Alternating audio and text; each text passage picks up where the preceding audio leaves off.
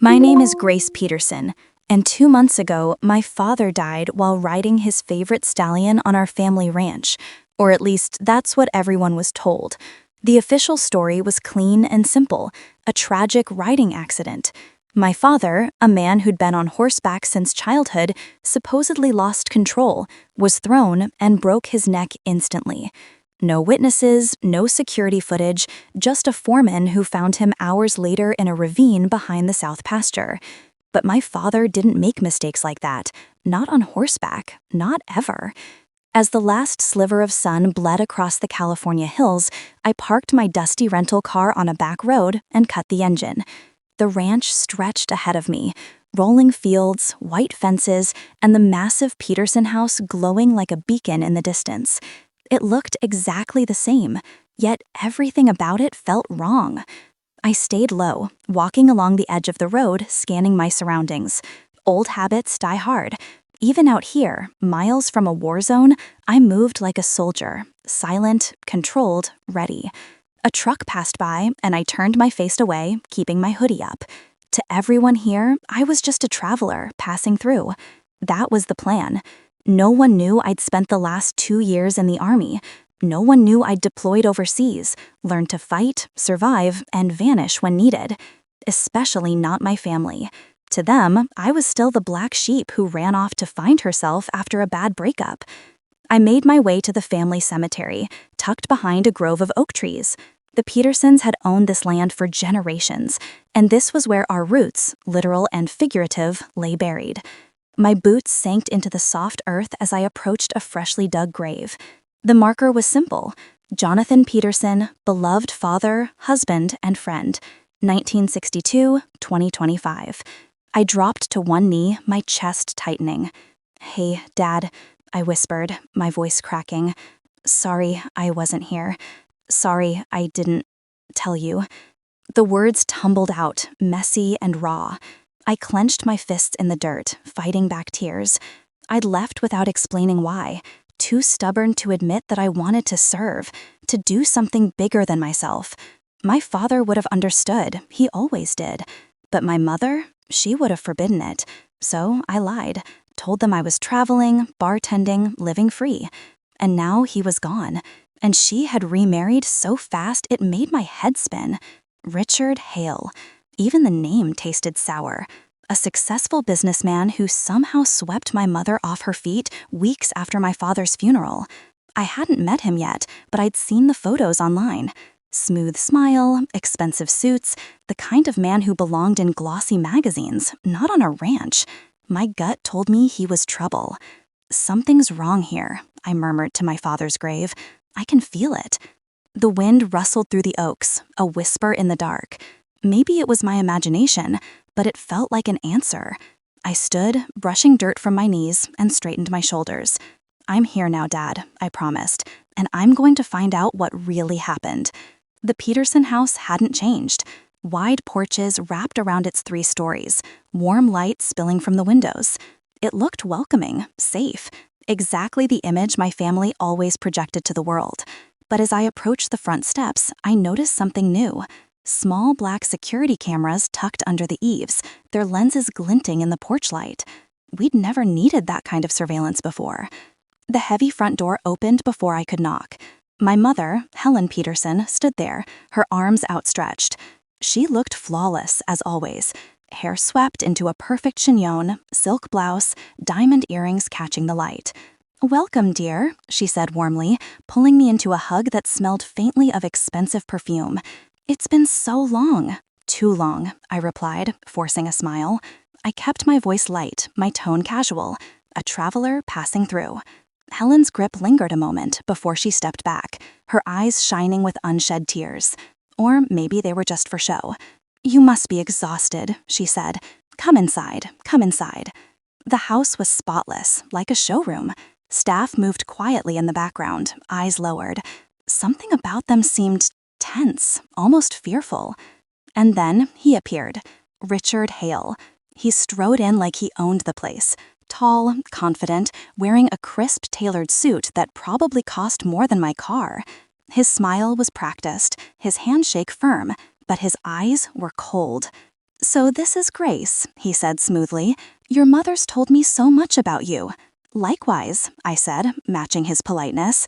Underneath, my instinct screamed predator. Helen beamed between us, oblivious, or pretending to be. "Richard has been such a blessing since your father passed," she said, her voice almost dreamy. "He has so many wonderful ideas for the ranch and the company." Richard chuckled modestly, "Just trying to help bring things into the modern age." His gaze flicked over me, assessing. It's a lot to manage, especially after the accident. My stomach tightened, but I kept my face neutral. Yes, a tragedy. Before anyone could say more, a loud voice cut through the tension. "Grace, you're actually here?" My younger brother, Ethan, bounded down the stairs. At 18, he'd shot up in height, all awkward limbs and restless energy. His expression shifted when he saw me, from surprise to something colder. "You didn't bother showing up for Dad's funeral," he said bluntly. "But now you drop in out of nowhere?" Guilt stabbed me, but I swallowed it down. "I was out of the country," I said carefully. Not a lie, but not the whole truth. Ethan folded his arms. "Yeah, well, Richard's been the one stepping up around here, not you." "Ethan," my mother warned, but Richard simply smiled, placing a hand on Ethan's shoulder like he owned him too. "It's all right," Richard said smoothly. "He's passionate about the future of this place." "Passionate," I repeated, my tone dry. As we moved toward the dining room, I noticed corporate papers spread across the massive table, legal contracts, financial charts, property maps. The Peterson Ranch wasn't just land, it was a multi-million-dollar business, a legacy built by generations of my family. I also noticed the staff glancing nervously at Richard whenever they passed through. Dinner was tense. Helen gushed about Richard's plans for expansion and strategic partnerships, while Richard subtly criticized my father's way of running things. Too traditional, too sentimental. Ethan eagerly agreed, parroting Richard's words. "Dad never understood how to take us to the next level," he said, almost defiantly. My blood boiled, but I forced a calm smile. "Dad built all this from nothing," I said softly. "That deserves respect." Richard's smile didn't falter, but his eyes hardened. "Respect is important," he said smoothly, "but so is progress."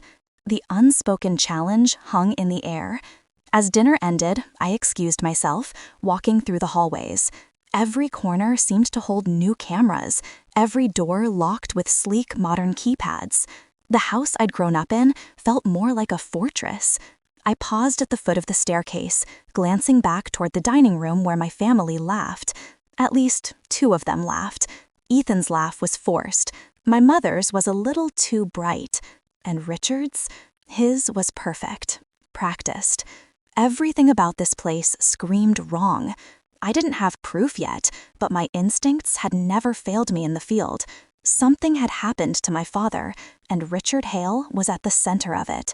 I wasn't just here to visit. I was here to uncover the truth. And when I did, nothing would ever be the same again. The ranch house was silent, the kind of heavy quiet that made every creak of wood sound like a gunshot. I moved through the dark like a shadow, sticking close to the walls, careful with every step. The new security cameras were everywhere, their tiny red lights blinking like watchful eyes. But I'd studied their sweep patterns earlier, memorizing blind spots. Old habits from the army kicked in automatically. Breathe slow, stay low, trust your instincts. Tonight, my mission wasn't survival. It was answers. My father's old office sat at the far end of the West Wing, the one place Richard hadn't dared to remodel yet. The door was locked, but the wood was original, old, and I knew the trick latch my father had installed when I was a kid. With a subtle twist of a hairpin, it gave way with a soft click. The smell hit me first. Leather-bound books, tobacco, a hint of my father's cologne still lingering in the air. It was like walking into a memory. I shut the door behind me and swept my flashlight across the room. The desk was spotless at first glance, but drawers hung open like someone had rifled through them in a hurry. I crouched down, checking for false bottoms or hidden compartments. Dad had been meticulous with paperwork. He never left things half done. At the very back of one drawer, I found torn pages shoved deep into the corner. The edges were jagged, like they'd been ripped apart in anger. I pieced them together on the floor. My pulse quickened. It was a draft of a will, or what was left of it. My father had clearly been planning to transfer partial ownership of the ranch and the company to me and my siblings. But huge sections were missing, and the signature page was gone entirely. Someone had destroyed this on purpose. A floorboard creaked outside the office. My heart lurched. I killed the flashlight and flattened myself behind the heavy curtains. Two voices drifted in through the crack of the door. Helen, my mother, and Richard. "You're pushing too fast," Helen whispered, her voice sharp with unease. "We don't have time to waste," Richard replied smoothly, his tone edged with impatience. "The merger deadline is next quarter. Once the deal is signed, we'll have full control." Merger? My jaw tightened. Richard wasn't just planning to run the ranch. He was preparing to sell part of it to an outside corporation. That went against everything my father had stood for. Helen hesitated. "Your ideas are ambitious, but the staff is still adjusting. And Ethan is young," Richard cut her off. "He'll fall in line, especially once he sees what we're building. Don't worry about him." Silence. Then Helen's voice dropped lower, almost trembling. "Sometimes I wonder if we moved too quickly after Jonathan's accident." My father's name was like a knife twisting in my chest. Richard's answer was calm, too calm. "What's done is done. We can't change the past, only shape the future." The words were smooth, but there was a darkness beneath them that sent a chill down my spine. Helen didn't reply, and a moment later, their footsteps receded down the hall. I stayed hidden, counting my breaths until the house was quiet again. Then I slipped from the office and back into the night, my heart hammering. My father hadn't died in an accident. Richard was taking control piece by piece. And my mother, whether she realized it or not, was helping him do it. And I was done playing the oblivious daughter. The next morning, I found Ethan in the stables, brushing down one of the younger horses. He didn't notice me at first, too busy glaring at his own reflection in the brass nameplate. "Hey," I said softly. He stiffened, then turned, his expression guarded. "You shouldn't sneak up on people." "Old habit," I said, leaning casually against the stall. "You've grown, you know. Almost taller than Dad now." "Don't." His voice cracked like a whip. "Don't bring him up." The raw anger in his tone caught me off guard. "Ethan, you don't get to act like you care," he snapped, eyes blazing. "You left, Grace. When everything went to hell, when Dad died, you weren't here." I swallowed hard. "I know. I'm sorry. Sorry doesn't fix anything." He turned back to the horse, his shoulders rigid. "Richard stepped up when you didn't. He's been helping Mom keep this place running, dealing with the business, the lawyers, everything Dad used to do. And you believe him, just like that?" I asked, my voice sharper than I intended. Ethan spun around. "Why wouldn't I? He's the only one actually doing something. You show up out of nowhere, acting like you know better." "I'm not acting," I cut in, trying to stay calm. I need to understand what really happened the night Dad died." The fight went out of him for a second. His gaze dropped to the ground, conflicted. "Why? It was an accident. Everyone knows that." "Do you know that?" I pressed. He didn't answer right away. Instead, he rubbed the back of his neck, avoiding my eyes.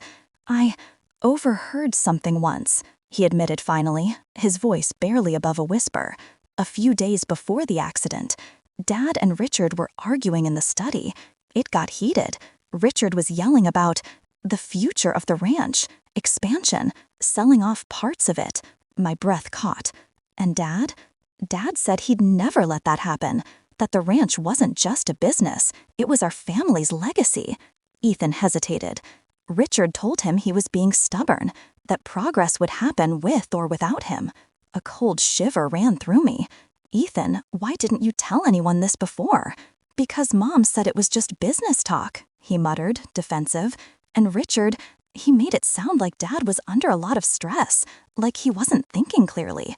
"Ethan," I said gently, stepping closer, "listen to me. Something isn't right here." "Richard, stop." His hands shot up, anger flashing again. "You hate him because he's not Dad. That's all this is.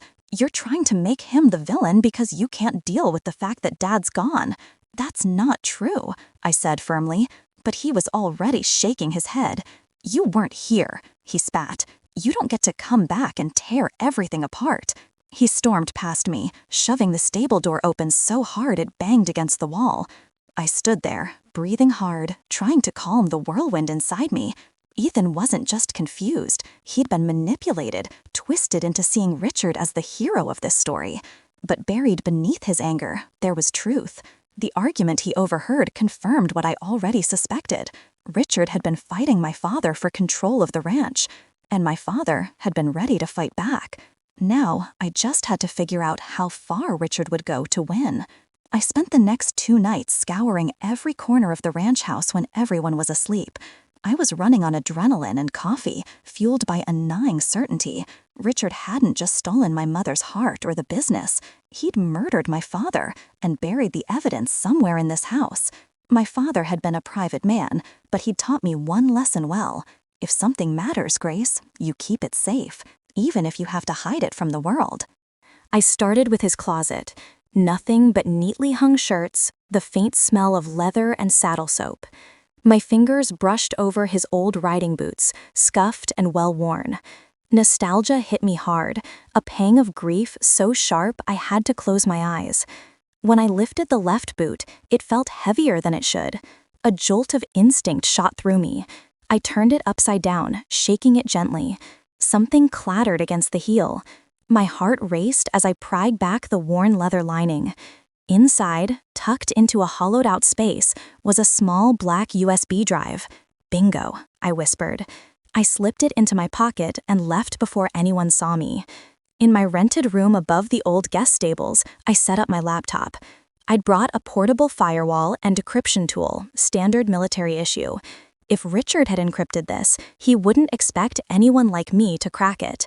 The drive booted up with a single folder labeled Legacy. Inside were 3 files. The first was a video. My hands trembled as I clicked play. Grainy footage filled the screen, my father's office. The camera angle was high, like it came from a hidden device. My father sat behind his desk, his face drawn and tired. Across from him stood Richard, his posture relaxed, but his tone menacing. "Richard, Jonathan, you're being stubborn. This merger is the future. Either you sign off, or you'll be left behind. Dad, over my dead body. This ranch stays in the family. It's not for sale." Richard, leaning forward, "Careful what you wish for." The video ended abruptly. I stared at the frozen image of Richard's smirk, bile rising in my throat. That wasn't just business talk. That was a threat. The second file was a folder of financial records. I scrolled through line after line of transactions, offshore accounts, shell corporations, wire transfers, and staggering amounts. Richard hadn't just been manipulating the ranch, he'd been bleeding it dry, funneling money into his own empire. And my mother? She'd signed off on some of these, probably without realizing what she was authorizing. The final file nearly broke me. A draft will, dated 3 days before my father's death. His signature was there, bold and clear. The will named me and my siblings as rightful heirs to both the ranch and the company. Richard wasn't mentioned anywhere. The version Helen had shown me after the funeral was completely different. Richard had clearly destroyed the original, replaced it with a forged version giving him majority control through my mother. My hands clenched into fists. The air felt too thin, my vision narrowing. It wasn't just corporate greed or manipulation. Richard had stolen everything, from my father's life to our family's legacy. I pressed a hand over my mouth, fighting the scream clawing its way up my throat. This was my proof, my weapon, my war. But I couldn't go public yet, not without a plan. First, I needed Ethan to see the truth. If I could pull him away from Richard, he could help me convince the others, maybe even Mom. I copied part of the data onto a separate flash drive and slipped it into my pocket. The rest stayed hidden, encrypted, and protected. Tonight, I was going to open my brother's eyes. Ethan was in the stables again, pacing like a caged animal. His face lit up when he saw me, but the expression quickly hardened. "What now?" he muttered. "Come to tell me Richard's the devil again?" "No," I said carefully. "I came to show you." I handed him the small flash drive. "There's something you need to see." He frowned but plugged it into his tablet. The video played. The argument, the threat, the smirk. I watched Ethan's face shift from confusion to shock to denial. This can't be real," he stammered. "Maybe it's edited. Maybe—" "It's real, Ethan," I said firmly. "I found it hidden in Dad's boot. Do you really think Richard would let this exist if he knew about it?" He shook his head, backing away like a cornered animal. "No, Richard wouldn't. He saved us, Grace. He stepped in when everything fell apart. He's been like a—" his voice cracked. "Like a father to me." "He's not your father," I snapped, my control slipping. "He's the man who killed your real one." Ethan flinched as if I'd struck him. "Grace, stop," he begged. "You don't know what you're saying."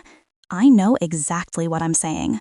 I pulled up the financial documents, scrolling through the evidence. "Look at this. The fraud, the stolen money, the fake will. Dad was going to leave everything to us, Ethan. Not Richard, not Mom, us." Ethan's hands trembled as he held the tablet. I could see the war raging inside him, the boy torn between loyalty and truth. Finally, he shoved the device back at me. "I need time," he said, his voice hoarse. "Just give me time to think." "Ethan," but he was already storming off, shoulders hunched like he was carrying the weight of the world. I didn't realize the danger until it was too late. That night, as I slipped out to check my laptop, I felt it. The shift in the air, the subtle wrongness of a space no longer secure. Then came the footsteps. Heavy, fast, closing in. 2 men emerged from the shadows, faces masked, movements professional. Not ranch hands, hired muscle. "Grace Peterson," one growled. "Mr. Hale wants a word." So Ethan had talked. Whether he'd meant to or not, he'd tipped Richard off. My cover was blown. "Not tonight," I muttered, dropping low into a defensive stance. The first man lunged. I sidestepped, driving my elbow into his ribs and spinning to sweep his legs. He hit the ground hard. The second came at me with a knife. I caught his wrist, twisted sharply, and used his own momentum to fling him into the stable door. Wood splintered on impact. The first man scrambled up, swinging wildly. I ducked, delivered a sharp strike to his throat, and followed with a kick to his knee. He went down again, wheezing. But they were fast, and I was outnumbered. I couldn't take them both for long, not without a weapon. So I did what I'd been trained to do. I escaped. I bolted for the back exit, wheezing through the darkened stables. Hooves thudded as startled horses reared and whinnied. Behind me, shouts rang out. I dove through a side window, rolled to my feet, and sprinted toward the tree line. By the time I reached cover, my chest burned and my body ached, but I didn't stop running, not until the house lights were distant specks behind me. I crouched in the shadows, forcing myself to breathe evenly. Richard now knew who I was. He knew I was digging into his secrets, and worse, he'd learned it through Ethan, my own brother. I stared back at the glowing house on the hill, rage simmering beneath my skin. Richard thought he could scare me off, but all he'd done was declare war. The night was unnervingly quiet, too quiet for a place that had once been filled with laughter, clinking glasses, and the rhythmic sounds of horses in the stables. Now the ranch felt like a fortress and a prison. Richard had locked everything down after my escape 2 nights ago. The roads were patrolled, the gates guarded by men who didn't belong here, and the house itself was rigged with more cameras than a Vegas casino. He was preparing for something big. I knew what it was, the final purge of evidence. If he destroyed what was left, the original will, the financial records, anything tying him to my father's death, then my proof would be meaningless. My father's legacy would be gone forever. But I wasn't going to let that happen. I crouched behind a grove of sycamores just beyond the property line, my phone buzzing softly in my hand. "Grace?" A familiar voice whispered through the earpiece. "I'm in position." It was Cara Torres, an old army friend who owed me a favor. She'd done recon in war zones nastier than this ranch. If anyone could help me breach Richard's defenses, it was her. "Copy that," I murmured. "North fence is priority. Once I'm inside, keep eyes on the house." "Roger." "And Grace?" "Yeah?" "Don't die on me." A grim smile tugged at my lips. "Wouldn't dream of it." As I slid toward the fence, movement caught my eye near the eastern perimeter. A flashlight beam. A guard. I waited, counting his steps, then slipped through the shadows as silently as breath. One quick strike to the back of his neck, and he went down without a sound. I dragged him into the underbrush, stripped his access card, and kept moving. The ranch loomed ahead, lights blazing in every window. This used to be my home. Now it felt like enemy territory. Inside the house, Helen Peterson, my mother, paced her bedroom like a trapped animal. She'd been pretending everything was fine for weeks, clinging to the fantasy that Richard loved her, that the merger was for the good of the family. But tonight, reality shattered. She'd stumbled upon a briefcase in Richard's office while he was away, hidden beneath false paperwork. Inside were contracts and corporate documents that made her blood run cold. Clause 14. Upon finalization of merger, full authority transfers solely to Richard Hale. Clause 15. Helen Peterson will retain no decision-making power or financial stake in the company or ranch. Her hand shook as she read Richard's neat signature at the bottom. It hit her like a physical blow. He'd never loved her. She'd been nothing but a pawn. "Oh my God," she whispered, clutching the papers to her chest. The room spun. Memories crashed down. His charming smile, the whirlwind romance after my father's funeral, his subtle isolation of her from old friends and allies. And then, like lightning, came the darker realization. Had he also been behind Jonathan's death? Helen's breath caught. She needed answers. She needed... Footsteps thundered outside the door. Richard entered without knocking, his face a mask of controlled fury. "You've been busy," he said smoothly, his eyes flicking to the papers in her hand. Helen stumbled back. You planned to cut me out? To take everything?" Richard sighed like a parent scolding a wayward child. "Helen, don't be dramatic. You were never built for this level of responsibility. You're ornamental." Her mouth opened, then closed. Ornamental? A decoration? Rage flared, sharp and blinding.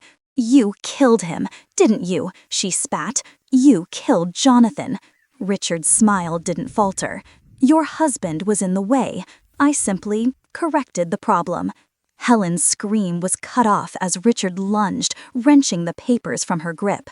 She fought back, clawing at his face, but he was stronger. His hands closed around her throat. Across the property, I slipped through a side window and landed silently in the hallway. Kara's voice came through the earpiece. "Security grid disabled. You're clear for now." "Good," I whispered, moving to the office. The corridors felt like they were closing in, every creak of the floorboards echoing like gunfire. I turned a corner and froze. Ethan, my little brother, stood by the staircase, pale and trembling. His eyes widened when he saw me. "Grace," he whispered, voice cracking, "you shouldn't be here." "Neither should you," I hissed. "Richard's dangerous. Where's Mom?"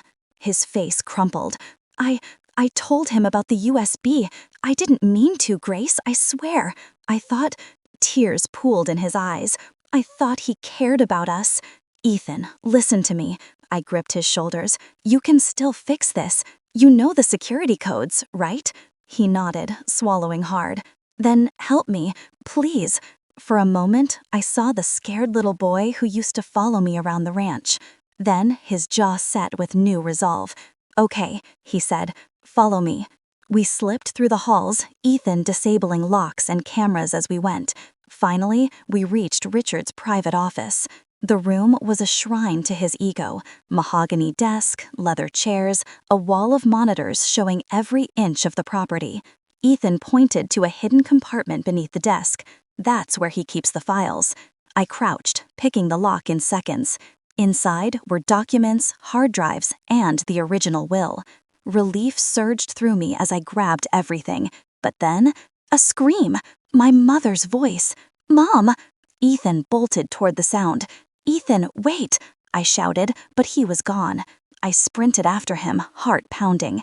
The scream had come from my parents' old bedroom. I burst through the door and saw chaos. Helen was on the floor, gasping for breath. Richard stood over her, fury etched into every line of his face. Ethan charged, trying to pull Richard back, but Richard shoved him hard into the dresser. My brother crumpled with a pained grunt. "Enough!" Richard roared, spinning to face me. "I should have dealt with you the moment you came back." "You tried," I snarled, dropping into a combat stance. "You failed." The fight was brutal and close quarters. Richard swung first, a wild punch fueled by rage. I blocked, countering with a sharp strike to his ribs. He staggered, but didn't go down. He was strong, stronger than I expected. Years of ranch work had made him powerful, but I had training. He came at me again, aiming low. I sidestepped, grabbed his arm, and used his momentum to flip him over my shoulder. He crashed to the floor, but rolled quickly, grabbing a heavy lamp and swinging it like a club. The blow grazed my temple, stars exploding behind my eyes. Pain lanced through me, but I forced myself to stay upright. This wasn't just a fight, it was justice. For Dad, for Ethan, for the entire family Richard had tried to destroy. Richard lunged, wrapping an arm around my throat in a chokehold. My vision darkened, breath strangled. But I dropped my weight, shifted my hips, and drove my elbow into his ribs. Once, twice, 3 times. His grip loosened. I spun, grabbed the lamp, and swung with everything I had. The lamp shattered across his head. Richard went down, finally still. Breathing hard, I staggered back. Blood trickled down my temple. My entire body ached. "Grace!" Ethan crawled toward me, wide-eyed. "You're hurt." "I'll live," I rasped, kneeling beside our mother. "Mom, can you hear me?" Helen's gaze fluttered open. Tears streaked her face. I didn't know," she whispered. "Oh, Grace, I didn't see it until now." "It's over," I told her, though deep down I knew it wasn't, not completely. Richard was alive, and he'd face trial for what he'd done. Outside, sirens wailed in the distance. Kara's voice crackled through my earpiece. "Cops are inbound. You have 2 minutes to get clear." I looked at Ethan, at Helen, at the unconscious man on the floor. For the first time in months, the weight of the war I'd been fighting lifted. Just a little. Richard Hale was finished, but the cost had been high. Too high. As we limped toward the door, Ethan glanced at me, guilt shadowing his face. "Grace, I'm sorry. For everything." I squeezed his shoulder. "We'll talk later. Right now, we survive." And with that, we stepped out into the night, leaving behind the wreckage of a family and the promise of rebuilding what Richard had tried to destroy. Morning sunlight spilled over the ranch, golden and warm, but it couldn't thaw the ice in my chest. The living room was crammed with reporters, flashing cameras, and microphones lined up like rifles at a firing squad. I stood at the center with Attorney Green, a sharp, relentless woman who'd once worked alongside my father. She was the only one I trusted to handle this. Ethan hovered near the doorway, pale but determined. "Mom, she wasn't here. She hadn't spoken a word since last night." The crowd quieted as Attorney Green stepped forward. "Thank you for coming. Today, we present conclusive evidence of fraud, manipulation, and murder tied to Richard Hale." She gestured to me, and I stepped up, every eye in the room drilling into me. My heartbeat thundered, but I kept my voice steady. "My father's death was no accident," I said, holding up a small black USB drive. "This contains proof that Richard Hale orchestrated his death to seize control of our family's company and legacy." Gasps rippled through the crowd. The screen behind me flickered to life, playing the video I'd uncovered. Richard's voice filled the room, cold and unmistakable. "Sign the merger agreement, Jonathan, or you'll regret it. Over my dead body. So be it." The room erupted, reporters shouting questions, flashes exploding like lightning. I raised a hand and continued, my tone unyielding. "These are financial records showing years of embezzlement. Here," I held up a folder, its pages thick with signatures and false invoices. is proof he funneled company funds into private accounts, bleeding the ranch dry. Finally, Attorney Green displayed the original will, my father's true intentions. My father wanted this ranch to belong to his children, to protect it for future generations, I said, voice cracking despite my efforts. Richard destroyed this to steal what was never his. The noise became deafening.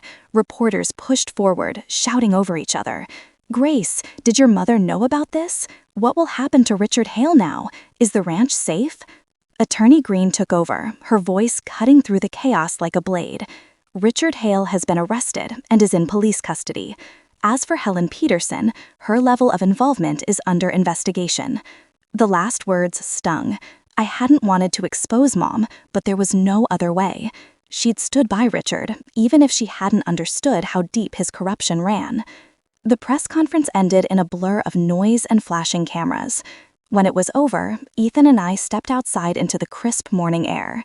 "Grace," he said softly, "we did it." I nodded, but there was no relief in my chest, because winning didn't bring Dad back, and it didn't fix the scars left behind. The house was silent again, but this time the silence felt heavier. Helen was gone.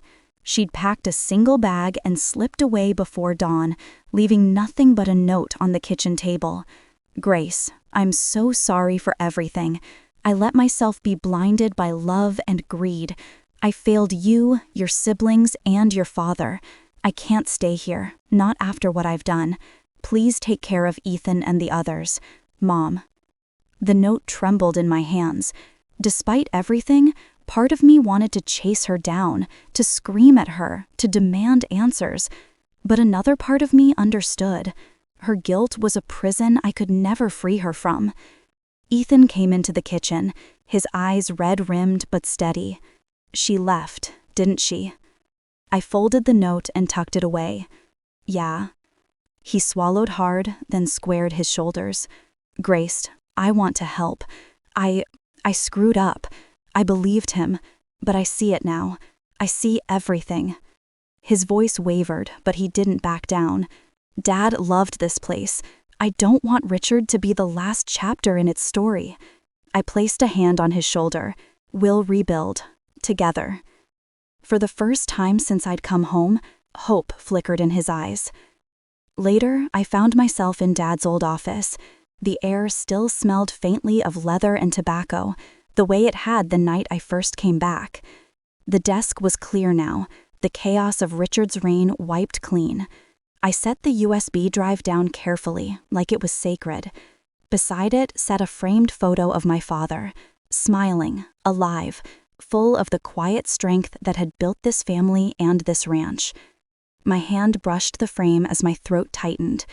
"I kept my promise, Dad," I whispered, "but it cost me everything." The tears I'd been holding back finally fell, silent and unstoppable. Outside, the land stretched endlessly beneath the setting sun.